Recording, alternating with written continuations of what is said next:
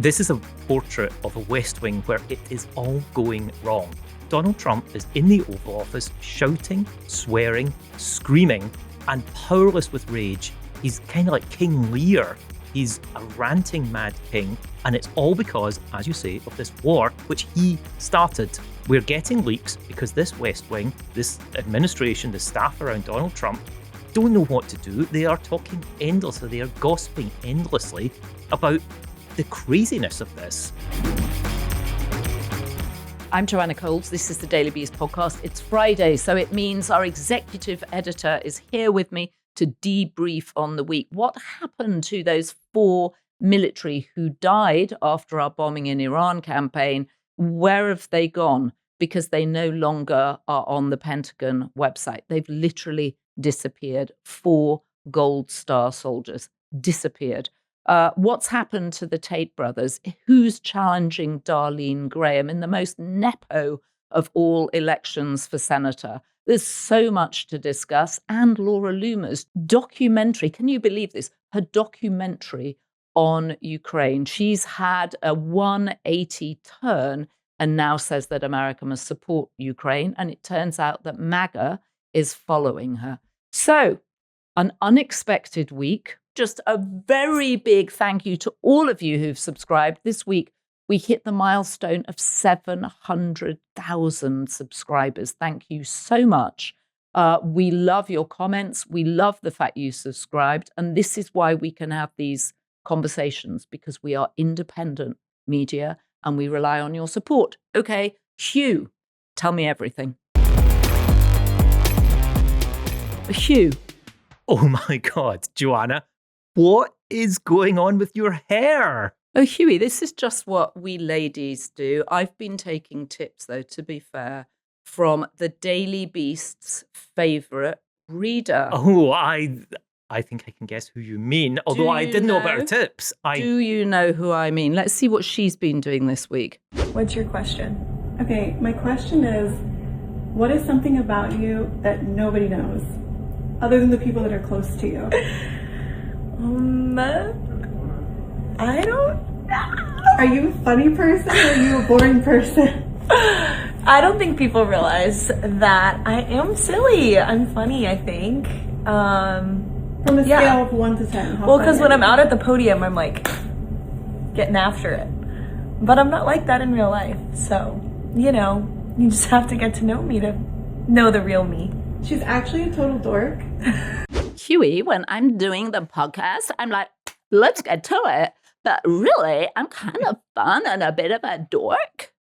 What is she doing? She is the press secretary. Yeah. And tonight she has the White House Correspondents' Dinner, which has been shrunk because of, well, we can talk about that later. All of that later. Yes, because you were in the room next door to the assassin. I was. Famously. But this, the White House press secretary is sitting around doing her hair, finding time to do TikToks and Instagram reels, while the president is wrestling with a war he started against his base's wishes and which he cannot find a way out of. And his enemy knows that. Right. This is a portrait of a West Wing where it is all going wrong. We've been learning this morning about what's going on in the Oval Office at the same time as Caroline Leavitt is getting her hair done and giggling. Donald Trump is in the Oval Office shouting, swearing, screaming, and powerless with rage. He's kind of like King Lear. He's a ranting mad king. And it's all because, as you say, of this war, which he started. So there's also something going on here, because for the longest time, actually, we didn't get that many leaks from the White House. And Susie Wiles, his chief of staff, first woman chief of staff, was supposed to have clamped down on leaking, because we remember from the first administration, there were tons of leaks. Right. It was just like a sieve. There was so much information. And at the beginning of this administration, they only leaked by accident, like when Pete Hegseth managed to put his military classified information chat on Signal. But what's going on now? Because it feels chaotic. It feels like this is out of control. Donald Trump has no idea what to do. He's throwing tariffs back around, despite the fact the Supreme Court said no more tariffs, dude. So it seems like you say he's a mad king. He seems like a president out of control. Yes. This is absolutely these leaks are the sign of a West Wing where things, as I said, are going wrong, but also where the control has been lost. You're absolutely right, Joanna. Susie Wiles was supposed to keep it all buttoned down. And yeah, the first few months, certainly maybe the first year, but definitely the very first few months of this administration, we didn't get a lot of leaks. And now we have a gusher. We have a gusher. A gusher. A gusher. I would say of oil, but of course you can't get oil anmore, can you? And it's too expensive. And nobody can afford the oil anymore. $100 a gallon for the key measure of oil. That's what Donald Trump had said. Oh, oil will go back down. Everything will be fine. It hasn't. Gas will go back down. Everything will be fine. It's over $4 a gallon again, and it is going up. And yeah, we're getting leaks because this West Wing, this administration, the staff around Donald Trump don't know what to do. They are talking endlessly. They are gossiping endlessly about the craziness of this. I thought that Michael Wolff's point about Lindsey Graham, that Lindsey Graham was in public slavish to Donald Trump, but in private, he was a source for almost everybody and telling people. I'm now wondering who is the leaker in the White House. Caroline, in between hairdos, you might want to find that out. Well, they're taking this idea that there's leakers in the White House so seriously that they've asked people to hand over their phones. Kash Patel has been involved in this. Oh, do you think Kash Patel is leaking? I have no idea, Joanna. But I'm sure he can look the president straight in the eye and tell him that he is not leaking. Straight in the eyes, his big, big eyes, his eyes that always seem to be like. And the hunt for this idea that there are leakers has animated Donald Trump since the moment that he came down the golden escalator. Do you think it's him leaking about himself that we Trump know. is furious? And because we know he used to do we that. We know that he used to do it. We know he used to be John Barron. We know from every book that's been written about him that he has been a source of many of these leaks. I'll just say, we don't know, obviously, what the source of the latest leaks are. I think what we can say is that these leaks don't offer anything positive for Donald Trump. The idea that Donald Trump is in the Oval Office shouting that the Iranians are effing scumbags, effing lunatics, and that the only option is to go and bomb them harder and harder doesn't reflect well on Donald Trump. This isn't a strategic mind at work. It could also be Donald Trump.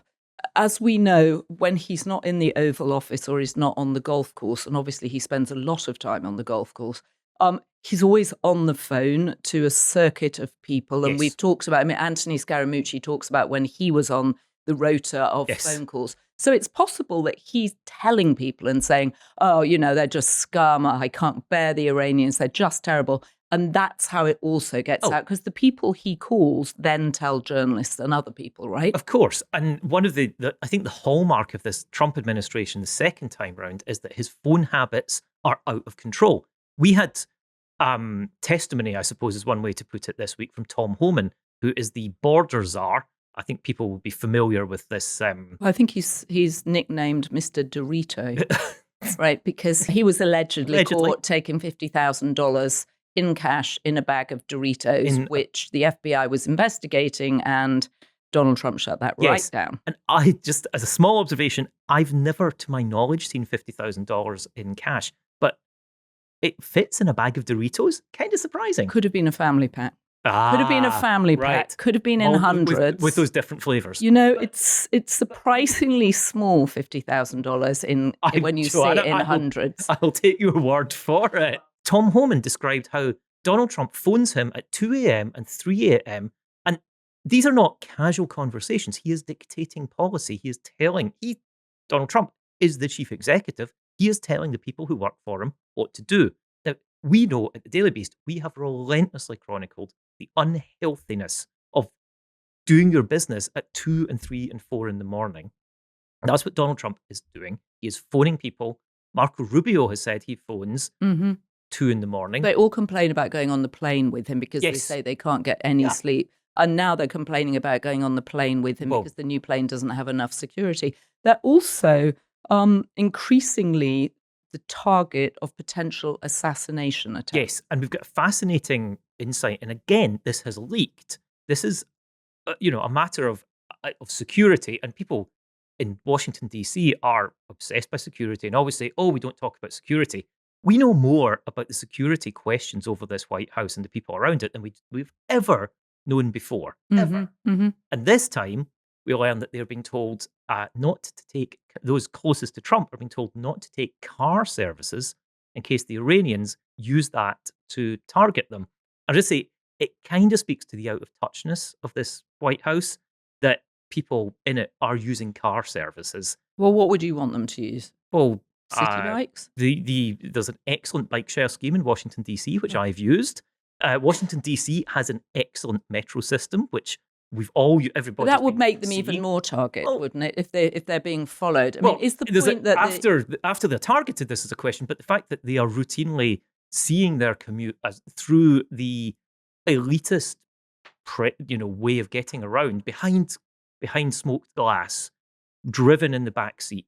These are not people that are in touch with ordinary people, and I think this speaks to a very, very important point about what's happening inside this administration. They appear to have lost touch with ordinary concerns. Donald Trump, remember, said he did not care about inflation. And if you are living in an elitist world, as he does, he's a billionaire, he's always flown in, not always, but he's flown in his own private jet for decades. If you are beginning to live in that sort of world, how do you stay in touch with what normal people experience?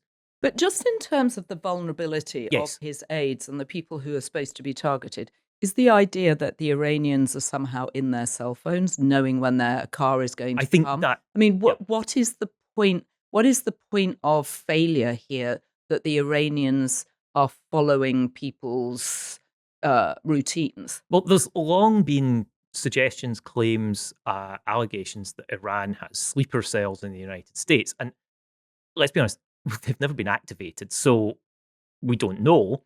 But there have been people who have been prosecuted. There have been attempts to murder the enemies of Iran on American soil before. The point of failure here would be you can work out where a member of Trump's inner circle is from their cell phone communications with a car service, as opposed to not a government car service, or one assumes Uber, Lyft are probably more secure because you're not doing it on open text messages. The ability to infiltrate phones is something they believe the Iranians have. And the casualties in the Middle East, among the concerns that exist about that, is that it's entirely possible the Iranians are using cell site location of American cell phone numbers to work out where they should target their missiles.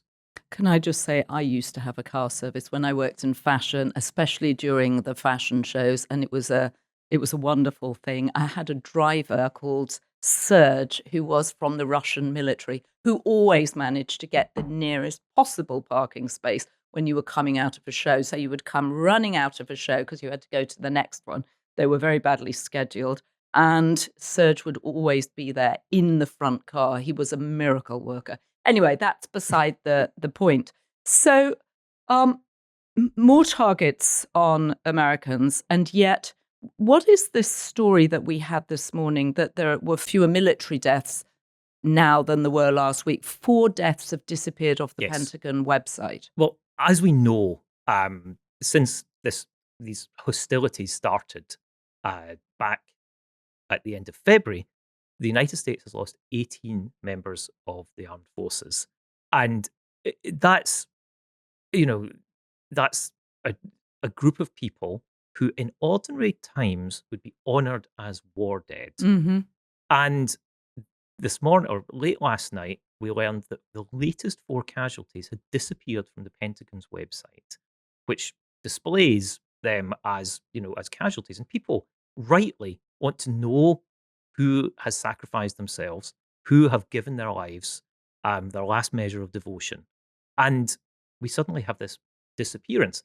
And the reason that the Pentagon have given is extraordinary. It is that, in fact, the United States was not at war with Iran at the time, so these are not wartime casualties. This was because we had a ceasefire in place. Because there was a ceasefire in place, and because the president had written to Congress and said, "Oh, we're not at war anymore, and therefore any casualties are not of war. So is this just a fudging to make it look like there are fewer casualties than there actually are? I think yes, and I think also... Did they think nobody would well, notice? What about the parents of the 4 Right. people that have disappeared? These are off the Gold Star Pentagon parents who are websites? being told that they are not Gold Star parents. I mean, I don't think you can get any more profoundly disturbing and weird. How is that appreciating the warrior class, Pete Hegseth, out there with your vaccination to give everybody extra testosterone? How does this honour the warrior? Well, I mean, quite clearly, Joanna, and veterans are talking about that this morning. It doesn't.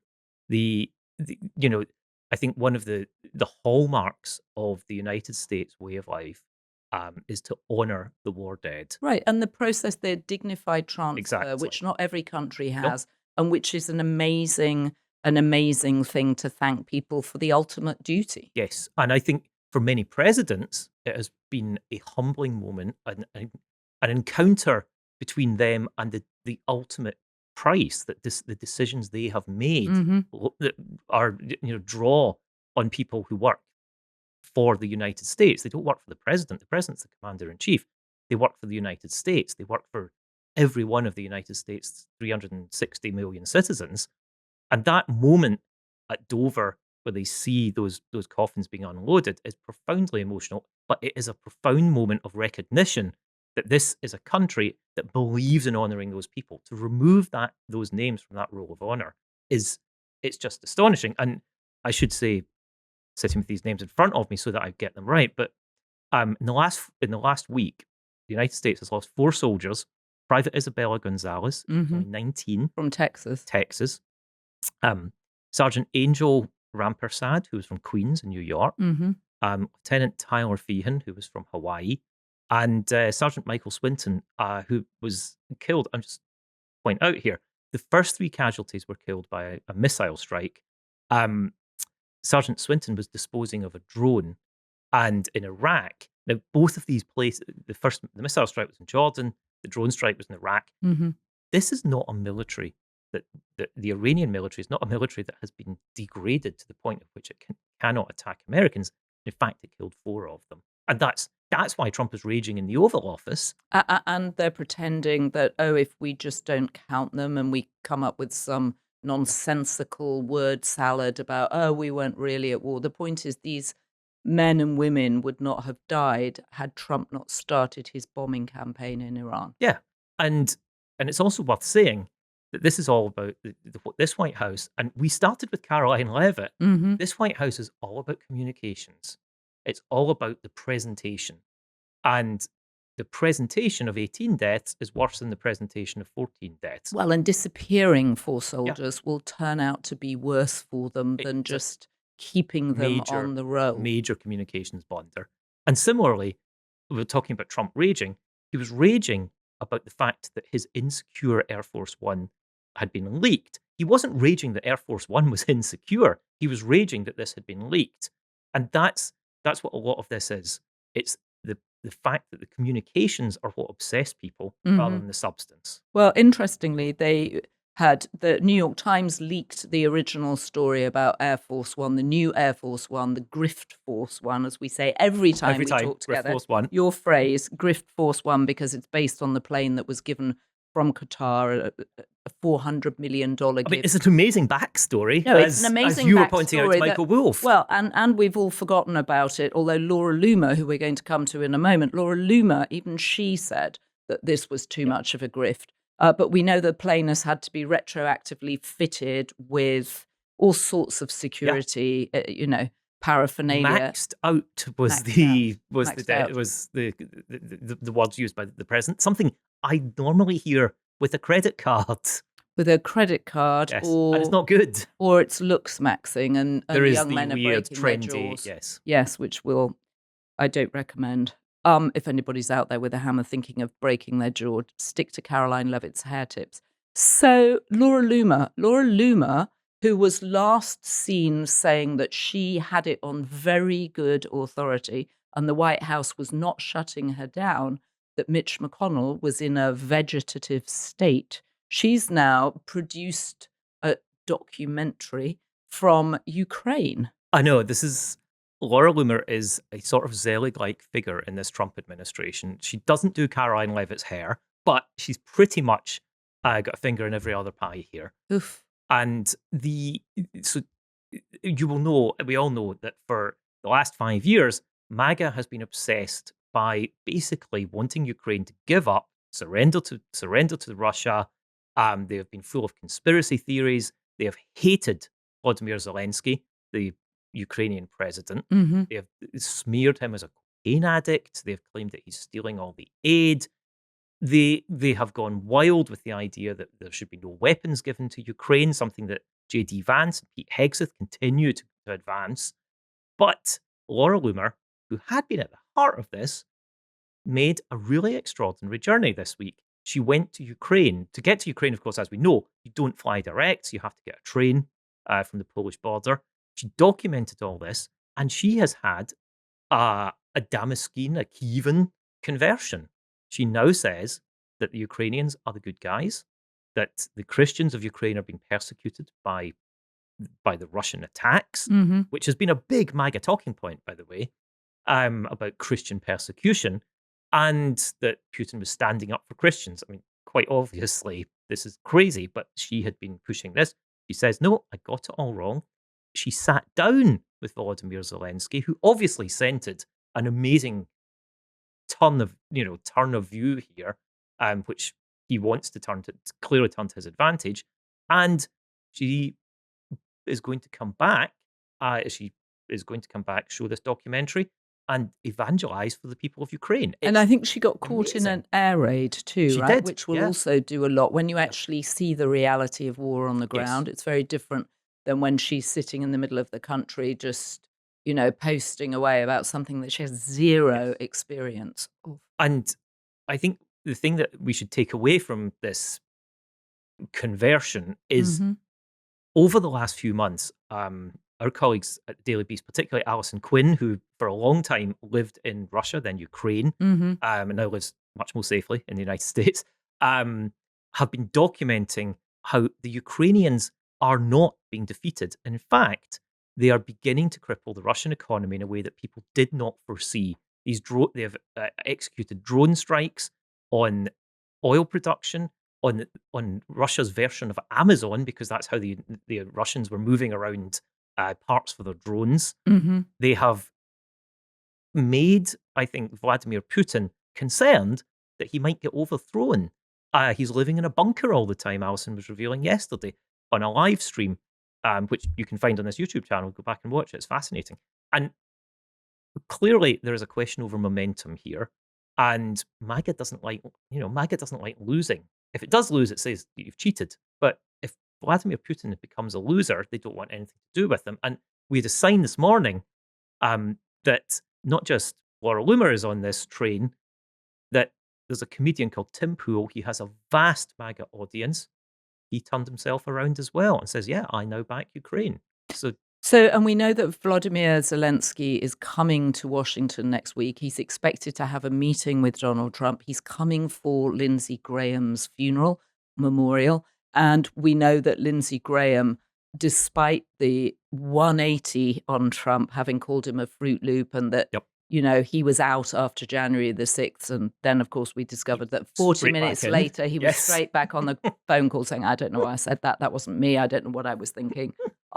He was straight back in there. But the one thing he has been consistent on is Ukraine should win this war. The US should support Ukraine. This is a gateway opportunity for the Russians to go into Europe if the Americans don't do something. And of course, the Ukrainians have armed themselves with learned drone technology, and proved, like unfortunately it turns out Iran has proved, that just because you invade a smaller power with, in theory, a bigger military does not mean you win the war. No, and we saw that this week, actually, when Pete Hegseth was in front of the Senate. We all saw John Ossoff's forensic destruction of Pete Hegseth. He reduced him to a stuttering mess. But some other senators were asking Pete Hegseth about, why are you not taking advice from Ukraine? Why have you not gone and got every bit of help you can from Ukraine? And the quid pro quo is Ukraine needs weapons. And Pete Hegseth's response was to go back to this MAGA talking point of, we sent all our weapons to Ukraine. And that was the woke Joe Biden. I'm using, sort of Right. His pastiche of his words here, but that this was bad and that America lost out. And these senators were absolutely robust in pointing out to him that Ukraine has the technology and the knowledge to prevent the sort of drone attacks that led to the death this week, or in the last few days alone, of Sergeant Michael Swinton, and have injured many, many more troops in the Middle East. And the lack of understanding, I think, of that in MAGA that has come to this point is intriguing, because now we have these voices saying the opposite, saying, let's ally ourselves properly with Ukraine, let's beat Russia. And let's get this done. I mean, remember Donald Trump saying, I'm going to solve this war on the first day that I'm there. And of course, he's discovered he can't possibly do that. They've got no diplomats in the region. Yeah. Right. Steve Witkoff and Jared Kushner have no idea what they're doing. No. They're just casting around for business deals. Yes. And also this cover story that the reason that Pete Hegseth needs the $1.5 trillion to run the Pentagon, a man who literally was drummed out of his previous two jobs, running veteran affairs organizations under accusations of financial mismanagement, as well as intoxication at work, something that we've talked about a lot before. But the idea of this cover story of why we need the money is because, we've sent all our weapons to Ukraine, we've run out of weapons. I mean, the whole thing Of course, it's a nonsensical cover story, but there are real concerns that there is a lack of supply of munitions, and particularly defensive munitions, for the Middle East. And we saw in the last few days this attempt to step up bombing on Iran in the belief that this will bring them to the table, which obviously hasn't worked so far. They deployed B-1B Lancers for the first time, I think, in 4 months. The use of these heavier and heavier munitions is partly because there are real concerns about supply chains. But it's just a consistent theme in American foreign policy that America underestimates any other country. Yes. It just believes in itself so much. And it's the disadvantage of America's self-confidence, which is one of the reasons I think we both moved here. There's the sense of energy and positivity, Absolutely. and you can do anything here. The inverse of that is the refusal to understand other countries, refusal to learn other languages, and a refusal to believe that other countries have the ability to fight back effectively. Absolutely, Joanna. And the Middle East has been a quagmire for the United States, Afghanistan, Iraq. Now we have Iran. And just to mention that Trump, this week, we had another leak that he was thirsting, basically, to go to war in another country completely. Oh, good lord. In Mali. Well, he in Mali? Yes. In Mali is in Northwest Africa. France got out of their forever war. Do you think he's 12 years there? Do you think he's confused Mali with Bali, and he thinks it'll be easy to bomb Bali because Bali's a peace-loving nation, they won't see it coming? That's entirely possible. Isn't it possible? Yeah. I think it's possible. I can see him on the beach in Bali. Right. Just, sort of bombs. We've had enough of the flowers, the purple flowers. I don't want the purple flowers everywhere. Purple flowers. No. Right. They've got they're peace-loving people. Will eat They'll in bomb and them. out, like Venezuela. Ugh, it'll just be, what a disaster. All right, so Lindsey Graham's funeral memorial, what do we know about it, other than Darlene appears to be ready to take his seat? Well, it's going to be quite a spectacle. He is going to be in the Capitol, so there is going to be processions of people to come and honour him. We believe that Zelensky is going to be there, not 100% confirmed, but I think that's almost certain. It would be very surprising if he doesn't come. We know that Benjamin Netanyahu has been wanting to come and wants to come and see Washington, to come and see Donald Trump in Washington. We also know from this leak from the Oval Office that Donald Trump doesn't want to see Benjamin Netanyahu because he's annoyed and he feels that Netanyahu dragged him into this war in the Middle East. Netanyahu, I think, would give a very different version of events. Right. But we are going to see a lot of people come to Washington. And as you say, Darlene, the newly installed senator, she's newly dropped her married name. She is only calling herself Darlene Graham. She is going to hope that this is an occasion that propels her into the primary and gets the six-year Senate seat. It's a pretty extraordinary spectacle. It's 2 weeks between the tragic death of her brother, her swearing in as a senator, her being revealed by the Daily Beast's Swamp newsletter to have made a donation to a pro-choice Republican state senator. That was a great exclusive by the Swamp newsletter, by the way. Fantastic. And it has caused a lot of problems for Darlene. Our Swamp newsletter comes out every Tuesday, every Wednesday, and it follows the money. It does the thing that every journalist in DC should do, follow the money. We followed the money, and we found her only political donation is to State Senator Tate Shealy. And the significance of this is that this is a state senator who filibustered, a Republican state senator who filibustered a very draconian abortion ban in South Carolina. And we then discovered a second donation that Darlene made using an alternate spelling of her name. Darlene usually spells it Darline. She is legally Darlene, Darlene, but she says that Lindsey Graham taught her to spell it with an I, so that's what she uses.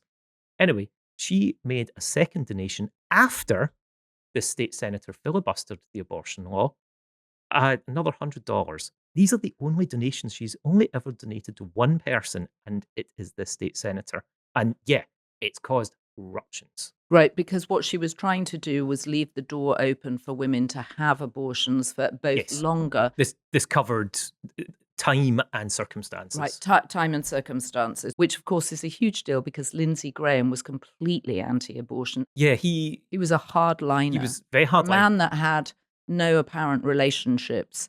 So therefore, he did date Laura Ingraham in the late 90s. So. Oh, did he? I didn't know that. Good Lord. Good for you, Lindsey Graham. Rather you than me. But for a man that didn't appear to have any sexual relations, I say didn't appear to, because who knows what he was doing.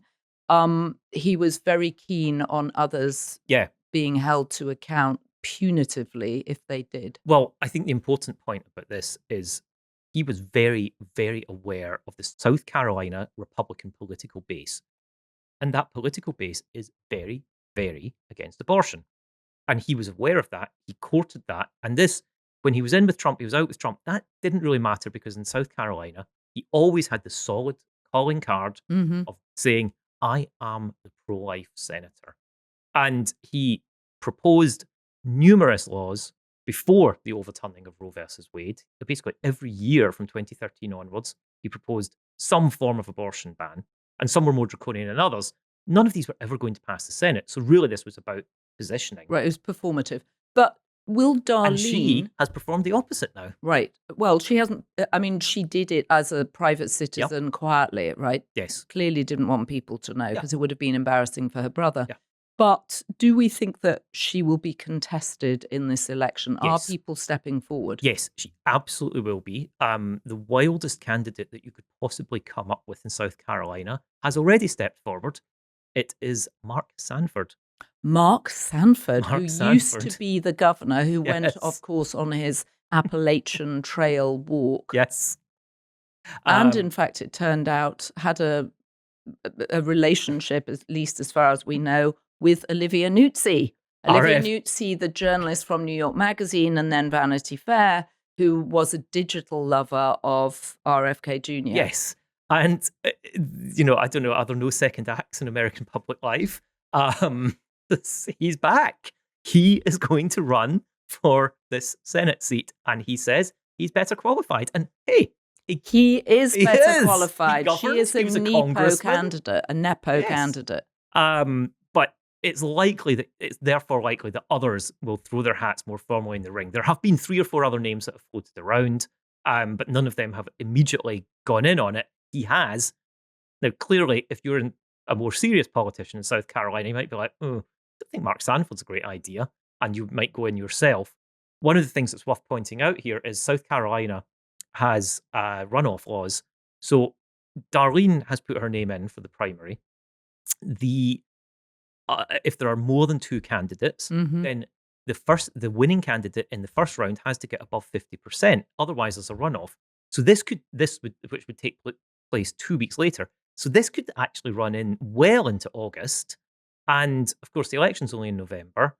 And this is not what you need if you're the Republicans. It's kind of messy. Right. You think of it as a deep red state, but even deep red southern states have yielded surprises. And we've got Mitch McConnell's seat, which is effectively empty. Darlene is sitting as a senator until the start of January in Lindsey Graham's already, his normal term. Lindsey Graham was up for re-election. He was going to run again in November. So she has put in for that 6-year term, which would start at the start of January. The election would be in November. Mm-hmm. There's a primary in August. There could be a runoff later in August. But in the meantime, she can vote. She has been voting. She's been doing what Mitch McConnell can't. Mitch McConnell. Let's talk about Mitch McConnell. 40 days 40 and days. 40 nights, Yes. as we pointed out, a biblical absence from Washington. Yes. Can he speak? Is Laura Loomer right? Is Mitch McConnell in a vegetative state? Well, first of all, we haven't heard from him, have we? But we do have some new information from Scott Jennings, which we can play now. Scott Jennings, have you had another phone call with the former majority leader recently? Phone call? No. Have you traded? Do you know anything new about his condition that you can update us with? Well, I know he continues to do his rehab activities. I know he's still following doctor's orders, and my assumption is sometime between now and Monday, they'll probably issue another update on how he's coming along. I don't know if they've made any decisions about whether he's going to be cleared to come back to work or not, but I would be surprised if we don't hear from them again by the weekend or by Monday.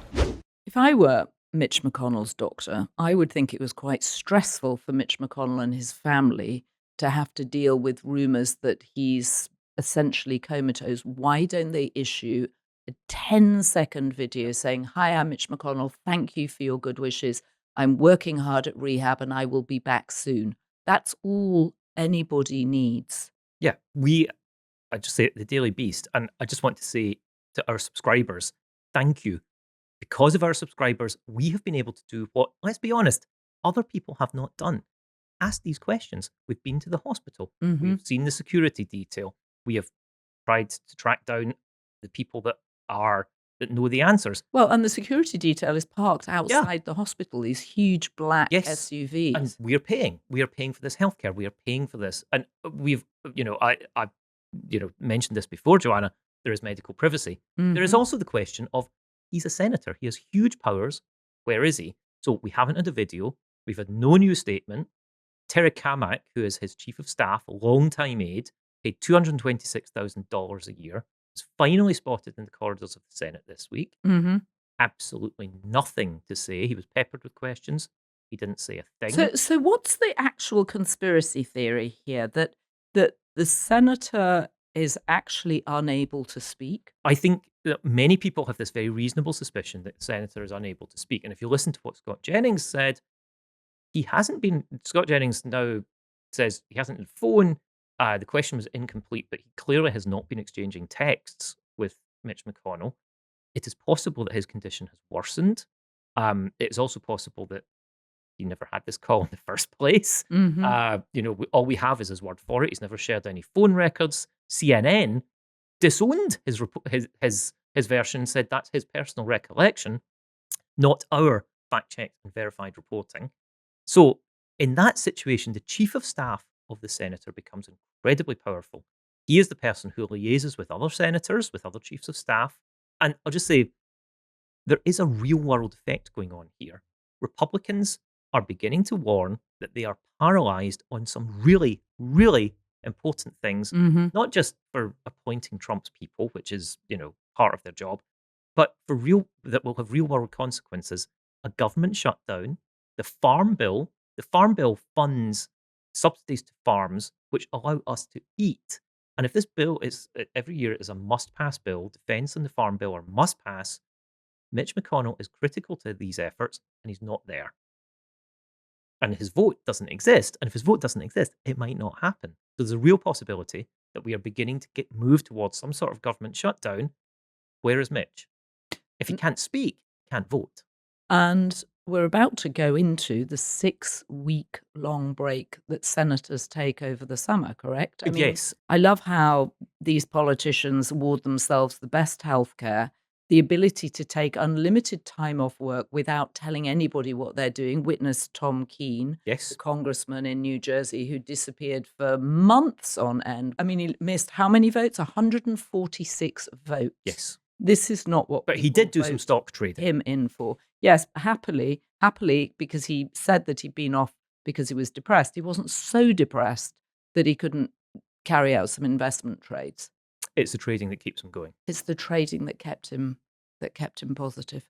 It's just astonishing to me. And then, of course, they have great healthcare and they have very long holidays. Who doesn't want to run for office? Well, the House, by the way, is firing up the jets this morning to get out of town. They're coming back maybe 5 weeks' time.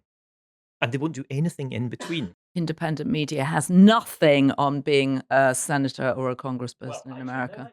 And I know there are lots of very good politicians out there. As we've just mentioned, John Ossoff is doing a fantastic job and has obviously clearly risen up the Democratic hopeful ladder for 2028.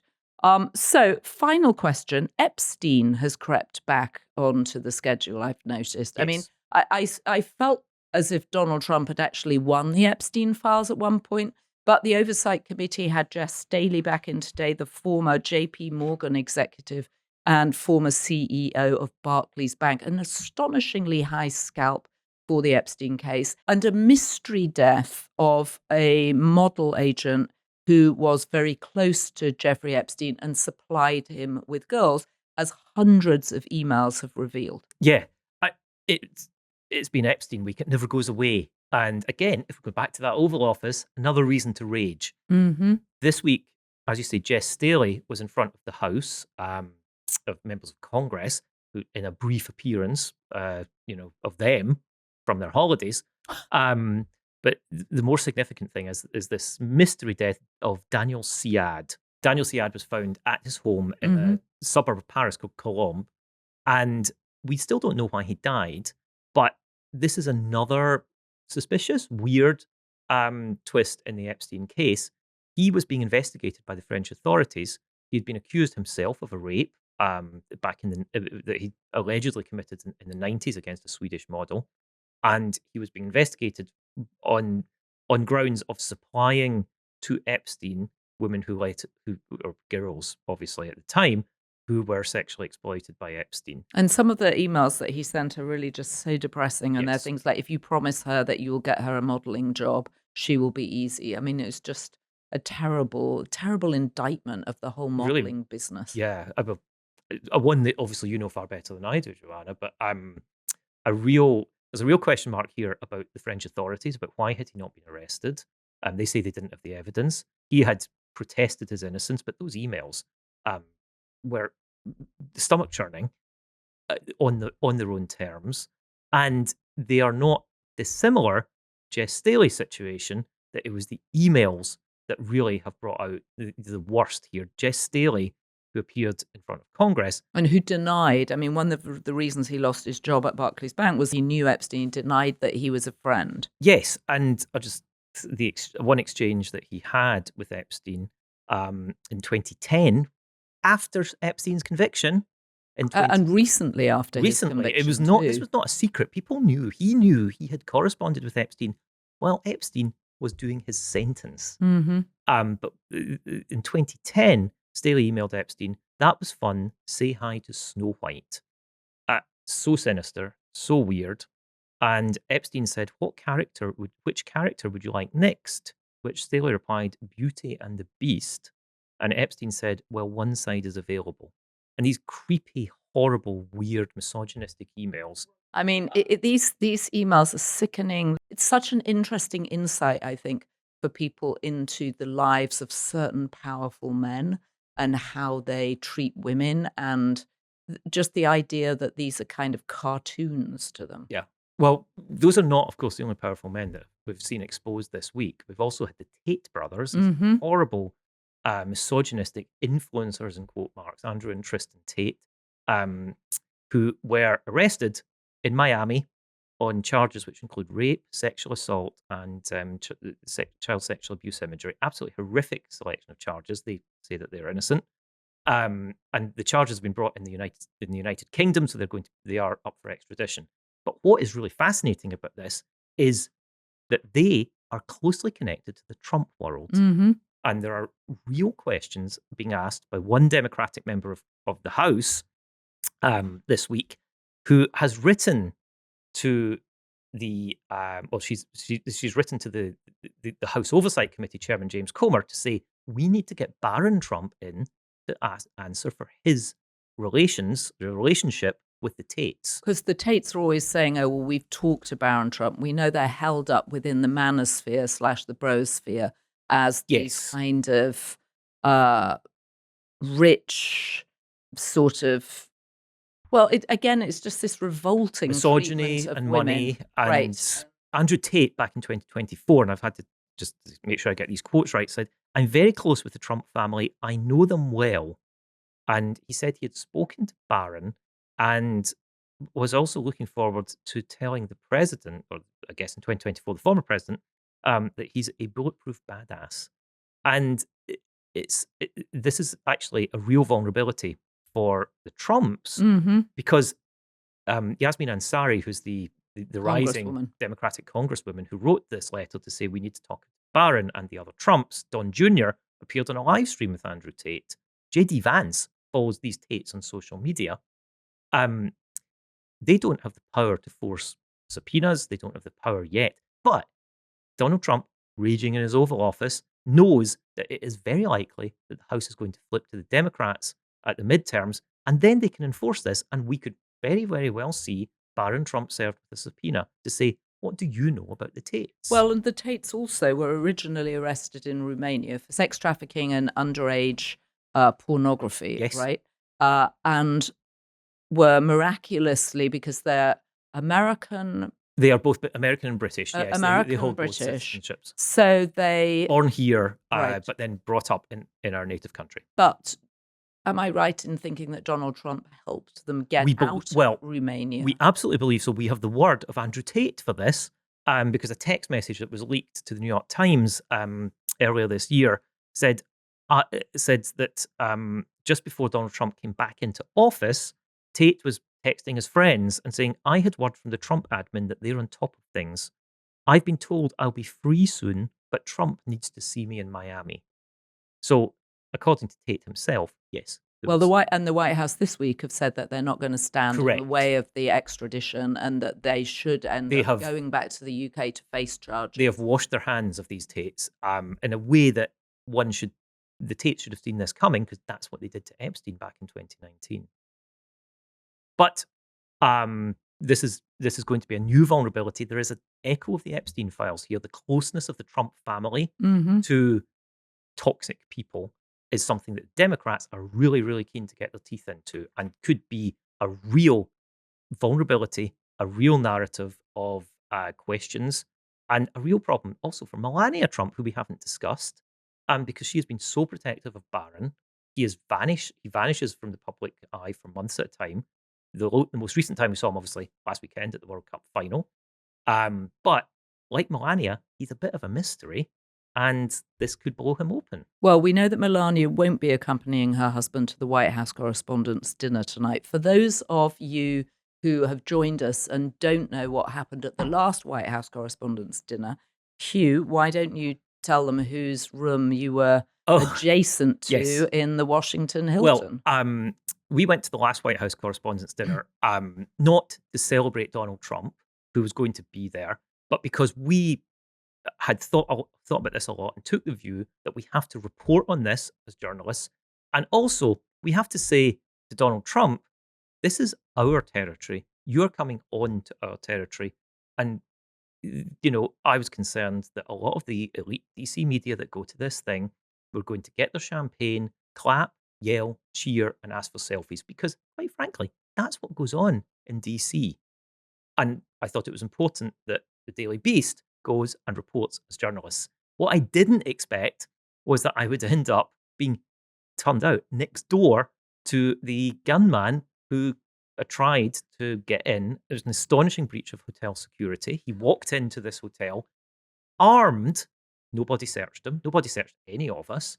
And he got to within 20 feet of being in the vast ballroom where this event takes place. So, and there were 2,500 people in the ballroom. 2,500 people there. It's a much smaller event tonight. 700 people. And again, I'm concerned this DC elite likes this show. One of our reporters, Farah Thomason, will be there reporting on this event. not clapping, not cheering, not yelling, not seeking selfies, not giving approbation to Trump, who has been attacking the First Amendment, attacking journalism, demanding action against New York Times journalists for revealing that his Griff Force One was insecure. I have grave personal reservations about the idea this event even took place. We have to journalistically be there to report on it, because that is the most important thing that we can do. And we should point out that Trump wanted to serve subpoenas to the New York Times journalists who broke the story about the lack of security around the new Qatar Griff Force And he did, One. in fact, serve subpoenas, but then it all fell apart because a judge told them, that's not how you serve a subpoena. The DOJ was forced to withdraw the subpoenas. They voluntarily withdrew the subpoenas before they were ordered by the judge. But this attack on the First Amendment is not over. They may well come back with fresh subpoenas and try to force these journalists to reveal who their sources were, which is an incredibly bad idea for the free press, but also shows you that this story was true.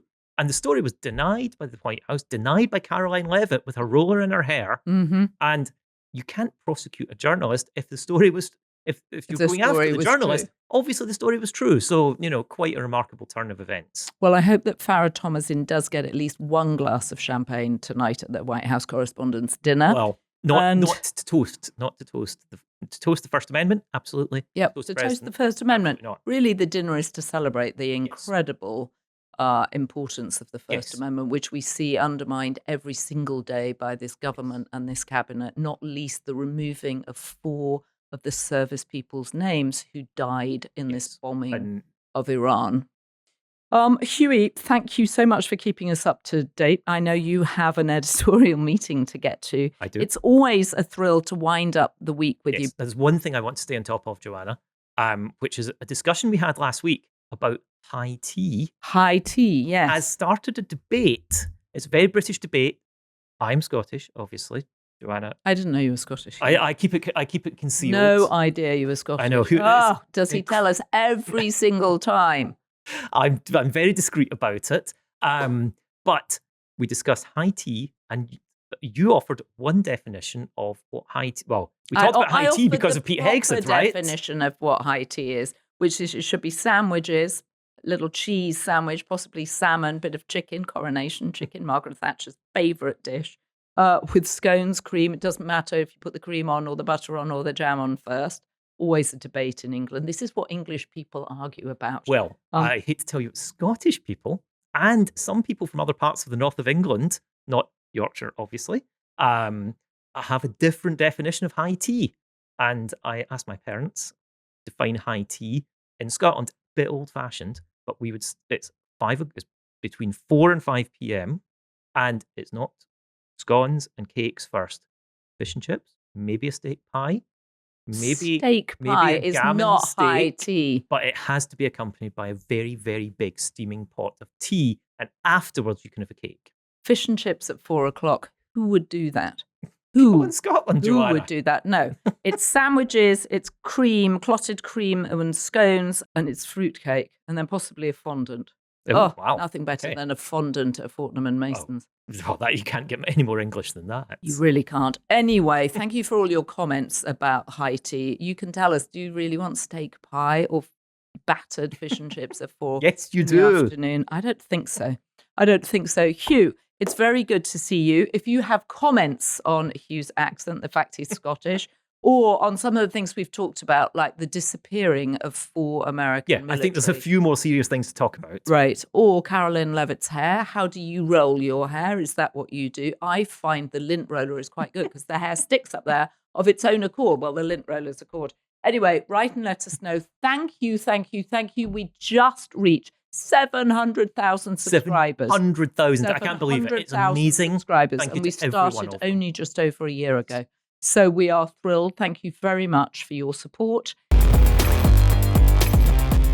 I'm really excited for you to hear this next conversation with Dick Costolo. He is the former CEO of Twitter and the co-founder of O1 Advisors. And in it, well, he really caught me up short, actually, by predicting the end of thinking. Now, this conversation is produced in partnership with PMI US. US businesses of Philip Morris International as part of a year-long initiative to celebrate and accelerate American innovation and reinvention. We're looking ahead to the next 250 years of America and reacting directly to your comments. So Dick and I are discussing the future of social media and the internet. Let's dive right in.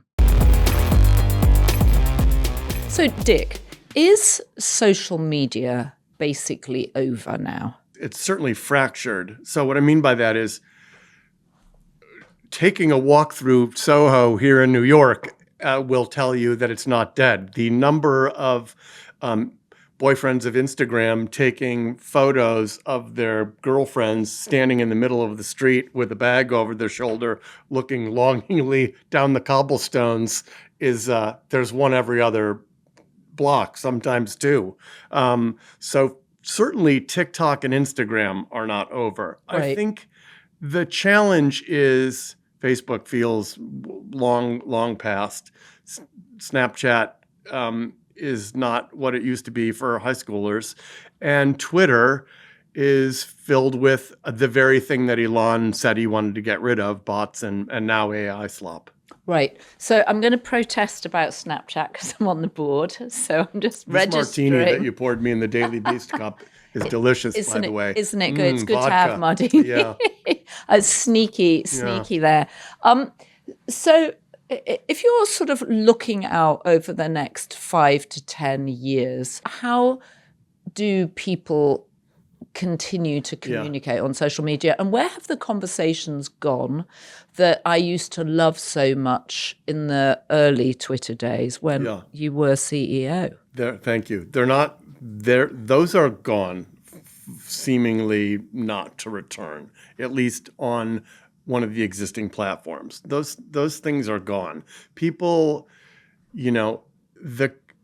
all you need to do is look at any one very sort of anyone who proposes anything controversial on Twitter is met with nothing but trolls and the trolls are so they're what gets attention. I have friends who call it the sort of the anger economy and the troll economy. There's a whole economy for those people that by just being mean and cruel and everything get attention and get engagement and get fans. One need only look no farther than the Tate brothers, who are rich from being crazy misogynists. So the challenge with AI now entering the fray is that the discourse is gone. With the emergence of AI, the amount of content that's being posted that's just AI slop to spot, by the way, forget about just social media, but from Facebook to LinkedIn to Twitter to Spotify music to Amazon books. I have 4 or 5 people now who've sent me, I wrote a book, can you review this book? Well, everyone's going to write a book and everyone's going to be a musician and everyone's going to be an artist. And the problem is when everyone does it, nothing is interesting. As you remember, hold on, let me just linger on that. I love that. When everybody does it, nothing is interesting. It's increasingly hard to find anything of any value. Because you can use AI to create this stuff and then post it. You can be a musician, you can be an author, you can be it's impossible it will become almost impossible to find anything of interest that's new and unique on these platforms. I mean, and don't forget, AI brings, as much as social media pushed all of us to our corners, right, the right and left, and everybody hears their echo chamber on these platforms, whether they're far right or far left. Artificial intelligence having studied the entire internet and giving you back the average of what everyone thinks, again, I say this all the time, but go to OpenAI and say, pick a random number 1 through 10. Give me a random number 1 through 10. It will always say 7. Always. Really? And the reason it will always say 7 Right. is because that's the average. AI brings everything back to the middle, meaning Right. AI homogenizes everything. Right. By homogenizing everything, all these books and music that are published to Spotify and Amazon and so forth are going to all be the same. So none of it will be interesting. And we're at the very early innings of people doing this stuff. Look at the millions and millions and millions of songs that have been added to Spotify that are AI slop.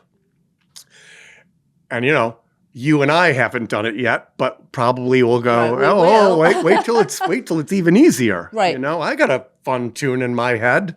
Yeah, I promise you I'm never going to send you that. So there was a CEO of Twitter between you and when Elon There were like Musk took 9. over. There were 9 CEOs. I know. Okay, there were 9 CEOs. They're like Spinal Tap drummers, the CEOs of Twitter. Okay, so what is... One was killed in a bizarre gardening incident. It's straight out of Spinal Tap. Are you There's making like 9 that of up? them. No, that was a line from Oh, Spinal that was Tap. okay. What did Elon Musk get right and what did he get wrong about X? Yeah.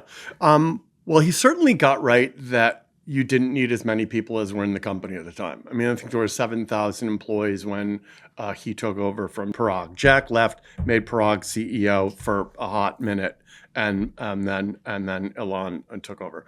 There were something like 7,700 people there, and now there are a couple hundred, 300, 400, maybe 200, 300. Which is a while. I mean, it's a radical departure. Yeah. So, yeah. And I think, but all these companies, Google, Meta, I mean, everyone had overhired. And it was just, doesn't matter because we're profitable and we don't need to pay attention to that. I mean, for whatever reason, all of these companies wildly overhired. So he got that right. I think the thing he got wrong is, I mean, there are probably a bunch of things. The thing I think I would say he got wrong is probably need more than a couple hundred. Because literally, I mean, if you'll remember, when he took over the platform, he kind of was raging about bots. There are too many bots. Mm-hmm. And I mean, all of whenever I post something now, a week later, I'll go and look at my, engagement and see that, a few of your tweets were retweeted like 19 times. It's all It's adult. always It's all- 19 times, by the way. 19 is the magic number. It's all like sex cams, adult, it's all bots and it's all, and for whatever reason, mine happen to be all porn bots. So that's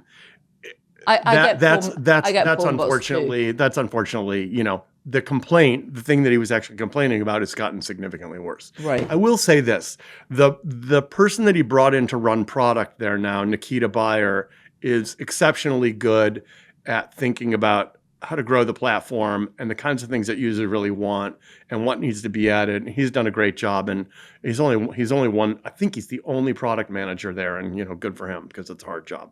Right. So if you're looking out sort of 20 to 30 years, how do you think we're going to be communicating with each other? I think that we underestimate how much cognitive offloading we do by our use of AI right now. And that's going to get a lot worse, and people are going to stop trying. So there's a great paper out, and I can't send it around to all your listeners. The TLDR of this paper is, even people who only use AI for as little as 10 minutes stop trying to think for themselves to solve a problem and just like, well, I'll just ask for the answer. If you're in a university, that's so interesting because it's so much better. Yeah, if you're in a university and you get one-on-one time with your professor, and you say, I mean, let's use coding as an example. Hey, how would I code a binary tree to sort XYZ more quickly? The professor would say, well, how would you start? And you have some back and forth, and you learn along the way. Well, when you ask Codex or Claude Code, like, hey, I need to search for whatever as quickly as possible in something in less than 3 seconds. Can you build it for me? It just goes here. And so once you start to use AI and quickly learn, oh, it just will do it for me, human beings have evolved to offload as much cognitive stuff as they can so they can, run away from the saber-toothed tiger. I don't have time to think right now. I got to get away from that thing and find some berries to eat. Right. So we'll do all the cognitive offloading, anything will let us do. And AI is, hey, you don't need to try anymore. I'll answer it for you. And it's already happening significantly, and I think that's going to get 1,000 times worse. So I'm one of the things I worry about is as AI becomes even better, how do we make sure people are still learning? It sounds like a simple thing to ask, but it's going to be for parents who don't pay attention to their kids and the way they learn and how they learn, they're not going to learn. They're going to go, this thing will tell me the answer. I don't have to try. And are you predicting the end of thinking? I'm predicting the end of thinking for a large segment of humanity. Yeah. Yeah, no, it's alarming. I mean, it's so effective. I mean, if you said that 10 years ago, you'd be like, well, people are going to still think. Of course they'll still think. But it's already happening. You see people, I'm telling you, this paper, thousands of people with as little as 10 minutes using AI, they just stopped trying. They're like, well, I don't need to ask how to do this. I'll just say, what's the answer? Do you think, right, yeah, and also I know from my own behavior, the kind of memos or whatever that I whip up or that AI whips up for me, why would I ever want to go back to writing those myself? But actually something is lost in the offloading, as you say, probably. Yeah, well, you learn by making mistakes and screwing things up, and then you find out things along the way, right? You learn things that aren't the thing you were trying to learn in the process of making mistakes and screwing things up and trying, and oh, that's interesting, this funny thing happened. Right, the serendipity of the journey. Yeah. So which are the companies that survive then? OpenAI, Anthropic, Grok AI. Do you have a sense of which ones are here to stay? So there's a thing that's super relevant to right now, which is that once again, the Chinese models and it's different ones on different days, have emerged again as, hey, these might be getting better a lot more quickly than we thought, and they're not 9 to 12 months behind. In fact, they might not be that far behind at all.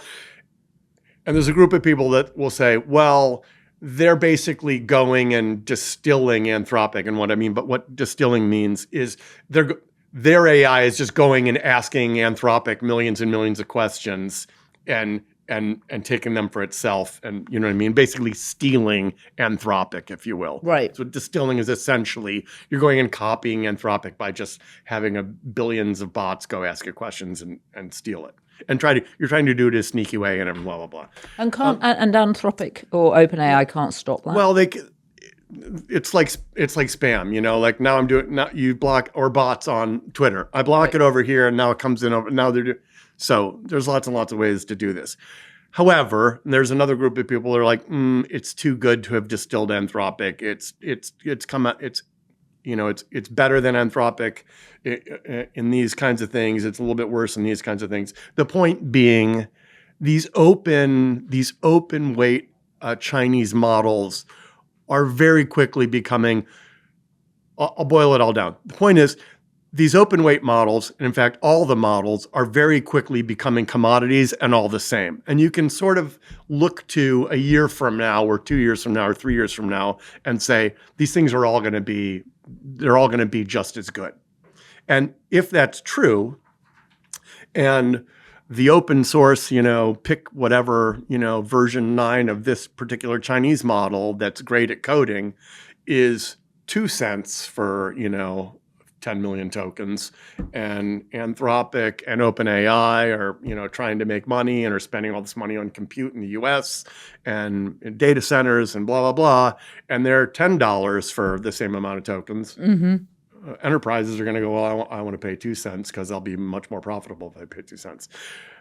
So there's a sort of reckoning that's on the very near term horizon here for whether OpenAI and Anthropic and Grok and Gemini from Google and Llama from Facebook are going to be profitable businesses, or something else happens. And that something else is arguable, right? What is it? Do they go into some sort of new business model where they're like, oh, we can't charge for token use anymore. Like we can't charge $200 a month for XYZ. We have to be in the, workflow automation business or something. Or do they go to the US government and go, hey, you need to take a stake in us, and then yes, we can't charge as much as we were charging to enterprises because people will just use open source models, but you should only use us at very expensive rates for the Department of Defense, because otherwise the Chinese models will, will hack into our Department of Defense systems and blah, blah, blah. All by way of saying, if these things are all commodities and OpenAI and Anthropic are spending as much money as and Facebook, and Meta and Google and Grok are spending as much money as they're spending, they're not going to be able to be profitable doing what they're doing. They'll have to do something else. And whether that's the government regulating stuff and only using US models for government contracts, or something else happens, or they go into a different business, who knows? But it seems to be true that these things all are headed to being commodities. And are they all going to be... Assuming some American companies do survive, do you have a sense of which one at the moment is in the lead? If you were to put money on it, you were to go to Kalshi... Yes, but it changes. I mean, Anthropic is the answer. Right. Okay. They were smart about the way they were smart about the business to go into. They've got a great team. The product works. Mike Krieger there, was the chief product officer, now I think is the chief science officer, was co-founder of Instagram, is a fantastic. I mean, both all these teams have great people, but he's just very, very good. But having said that, it changes. A year ago it looked like it was OpenAI. Now Grok's got a great coding model and just has the ability to go bring in the Cursor folks there and have who are obviously great at this and build out the Grok coding model. So we'll see. They certainly keep leapfrogging each other. It looks like Anthropic's in the lead right now. The digital world was supposed to bring everybody closer together. We appear to be living through what we're told is an epidemic of loneliness. Yeah, it's definitely pushed people further apart. Right. Yeah. I mean, all you need to do is go to a restaurant and look at couples who are both on their phones. Right. Like while they're sitting there right across from each other on a date or whatever. Like it's... So is there a solution? Can tech provide a solution for that? AI's making that worse too, as we're already seeing. People are like, well, I'm just going to have an AI girlfriend because it's not going to, she's not going to tell me she doesn't want to go out with me. Right. I'm never going to get rejected. And I'll just develop this relationship with this AI. You would have thought that was still years away. It's happening all over the place already. People have these relationships with some AI bot, which seems crazy to probably you and me, but it's happening everywhere. And obviously there'll be more and more of that.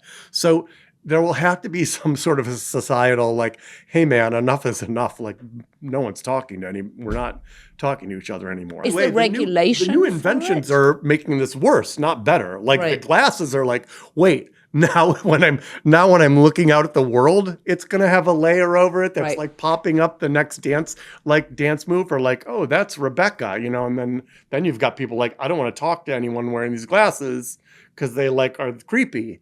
And meanwhile, the creepy people are like, look, I know, that's Joanna Coles right there. It's crazy, but that's not going to make it better. Right. Yeah. Okay. So you're not two thumbs up on human communication going forward, or do you think we'll figure it out? I'm two thumbs up on communication going forward. I mean, look, if you can think and you know that, like, hey, AI is here to make it all easier for me, and so I don't have to try. And then you go, okay, I'm not going to use it for stuff like that because I don't want to stop thinking. So I don't use it for things like, give me the answer.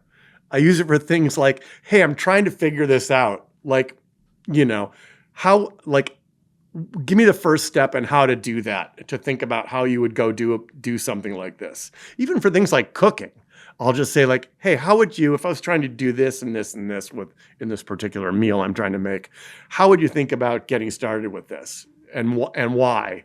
And then that's interesting, and I'll think about it. Okay, so you use it as a kind of companion, not an answer. We are on a text exchange, which I find hilarious. It's a group of 4 of us. It's incredibly well-informed. I'm the least informed person, and I'm wondering if that's also the way that social media goes, that people just inevitably form their own little groups. Yeah, I'm seeing more and more of that. Right. I think that's a hopeful outcome. And I have several of those kinds of communities. There's little groups that are great. Little WhatsApp chats. They can be international. Yes. And then you can get different perspectives from people, which I found really valuable with the ones I have in Europe. Yeah. Someone will come up with some sort of platform to make that easier. Not that WhatsApp's hard, because it seems like the right way forward for having thriving conversation again. Okay, we have a question here from a viewer who says, is the internet dead? It definitely seems like it's headed in that direction. The short answer is, I think the internet is dying because people are just going to these AI platforms now and asking the question, and they don't have to go search.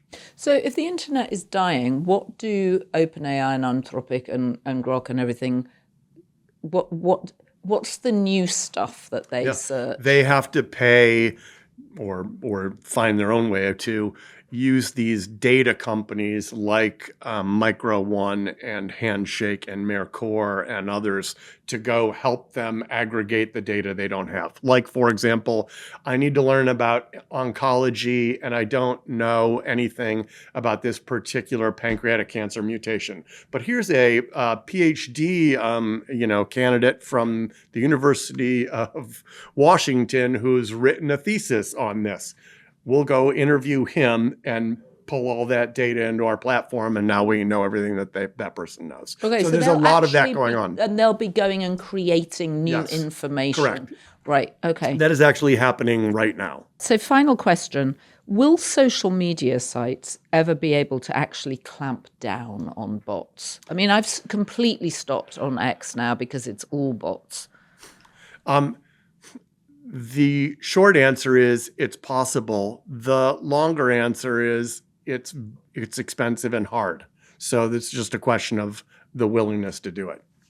And I think that Elon is learning that it's a lot, or finding out. I don't know whether he's learning. He's finding out that it's not as simple as you think it is. Dick Costolo, it's always good to see you, and it's always good to get your opinions. Thank you for coming in to talk to us. Happy to do it. Big thanks to Dick Costolo for joining me. And next Friday, I'll be talking about the future of sports and technology with Vivek Ranadive, the co-owner and the chairman of the Sacramento Kings, and great fun to sit alongside courtside if you have the opportunity. If you want the chance to have your prediction read and responded to live on air, leave us a comment with the hashtag America250 on this YouTube video, or head to beast.pub/America250.